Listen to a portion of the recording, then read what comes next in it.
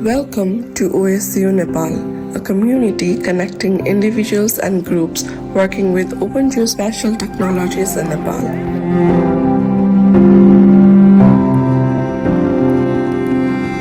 Kicked off in 2024, OSGeo Nepal is a local chapter of the Open Source Geospatial Foundation. It's a space for everyone, from beginners to professionals, to learn, build, and collaborate. The community is organized into 4 active working groups on Discord, which are divided as Engineering Working Group, Data Access Working Group, Training and Knowledge Sharing Working Group, and Design and Communication Working Group. Regular meetups are held every month. It's a space to connect, share, and grow.